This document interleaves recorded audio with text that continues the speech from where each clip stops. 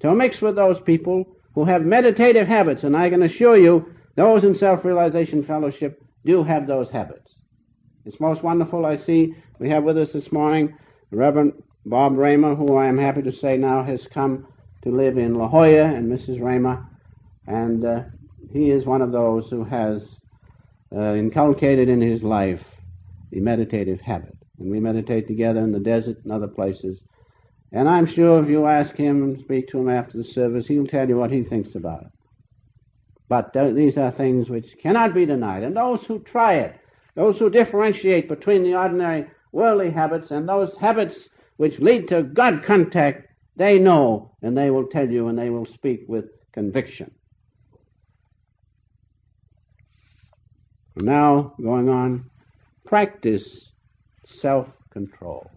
How beautiful it is to practice self-control. You won't lose anything.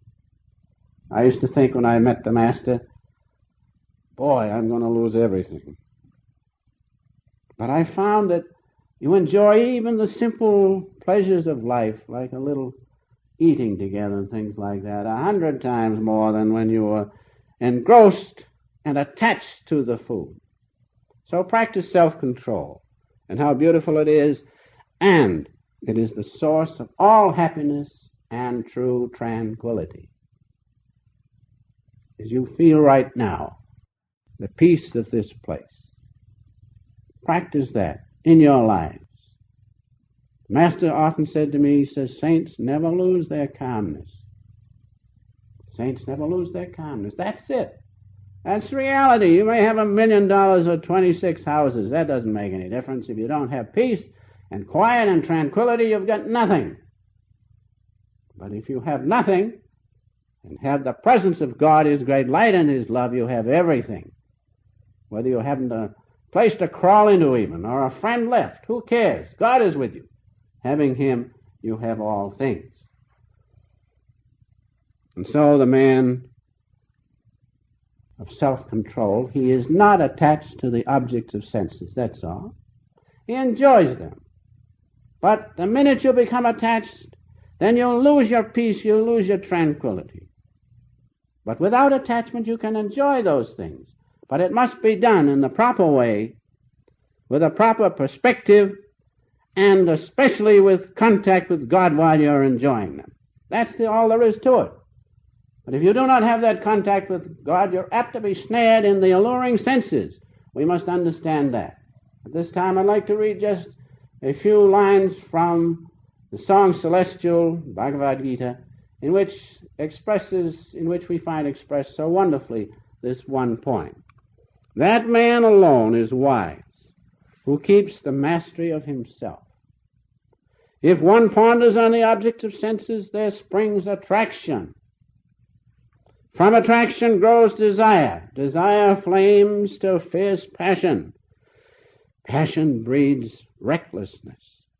Then memory, all betrayed, lets noble purpose go and saps the mind till purpose, mind, and man are all undone. There's nothing left. Even the mind is destroyed. The memory of God is destroyed.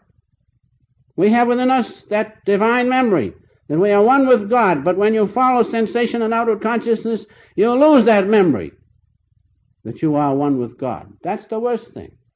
And so then it goes on, but if one deals with the objects of sense, not loving, not hating, but without attachment, making them serve his free soul, which rests serenely, Lord, lo, such a man comes to tranquility, and out of that tranquility shall rise the end and healing of his earthly pains, since the will governed sets the soul at peace.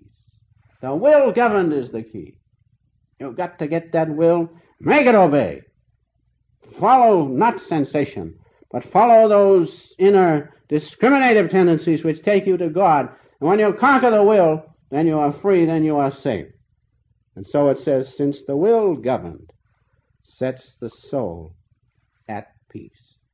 The most beautiful words and so illustrative of the point.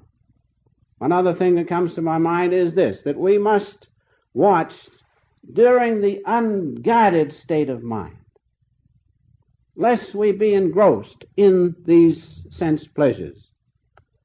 And by being so engrossed, the first thing we know, we have a repulsion for good habits.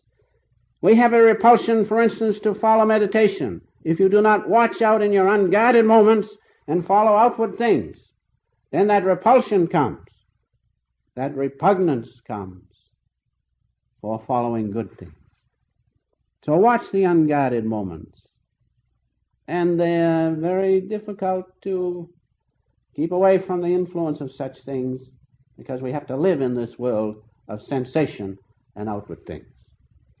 The wise, the yogi, he watches those moments. And he, by following the techniques of one who had perfect tranquility, self-control,